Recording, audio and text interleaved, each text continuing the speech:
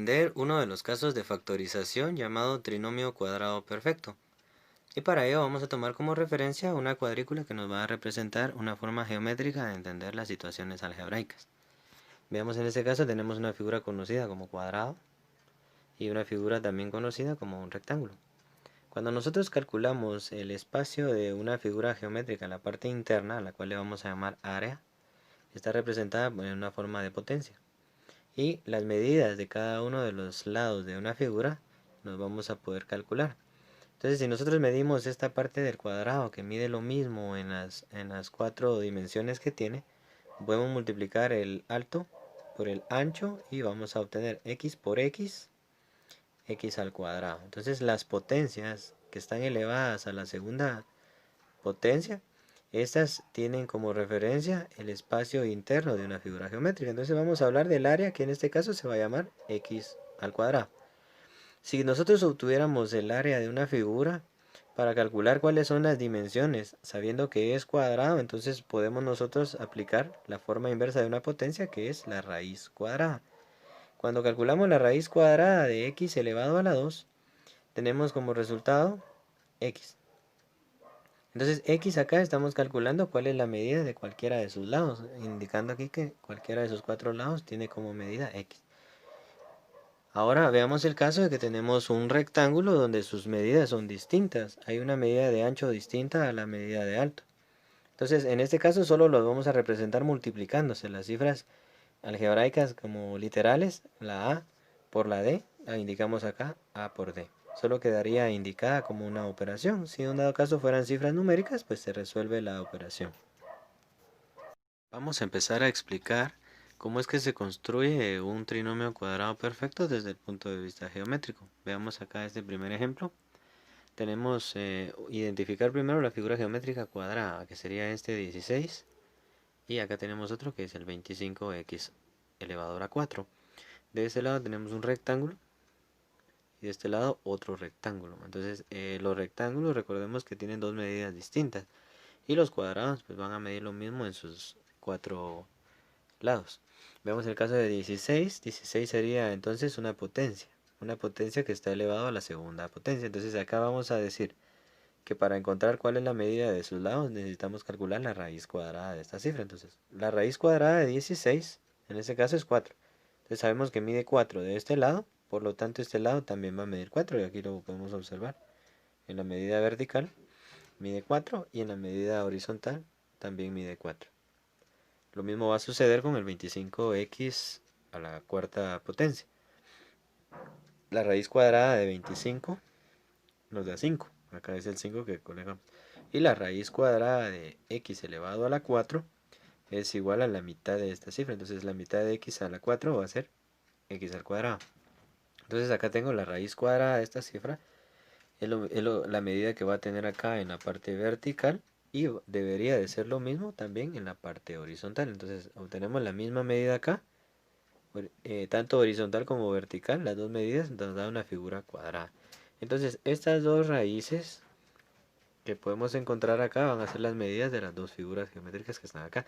Pero esta medida casualmente forma parte de esta medida vertical del rectángulo. Entonces el rectángulo mide 5x al cuadrado por 4, que eso nos da como resultado, multiplicamos 4 por 5, nos da 20, y la literal solo la vamos a copiar acá. Entonces tenemos 20x al cuadrado.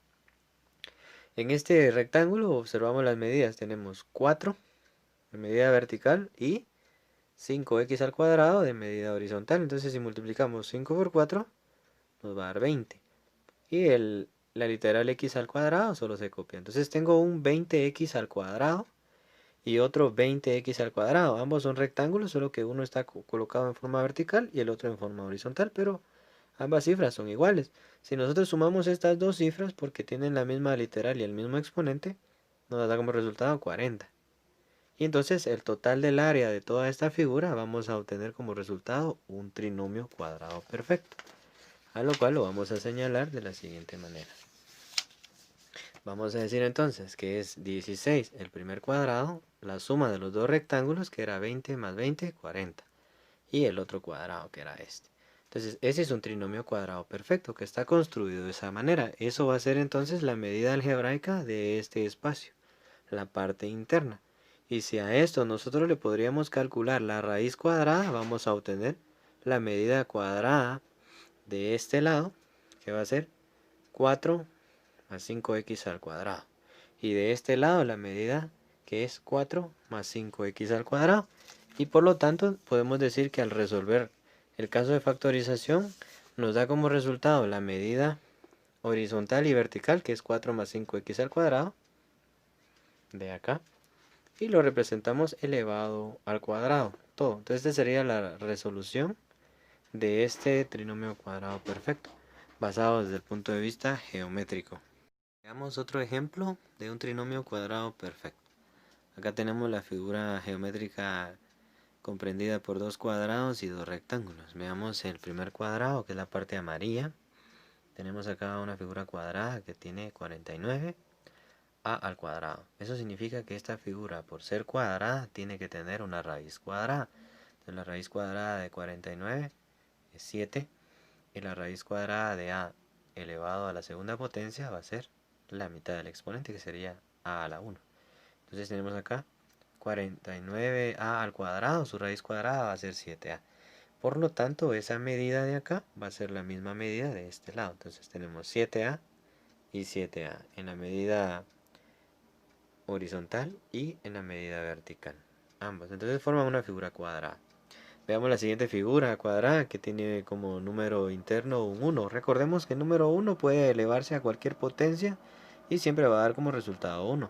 Al mismo tiempo, cuando nosotros calculamos cualquier tipo de raíz, en este caso una raíz cuadrada, el resultado va a ser 1. Entonces las medidas de una figura que mide 1 es igual a 1 en su medida vertical y, al igual de acá, 1 también en su medida horizontal.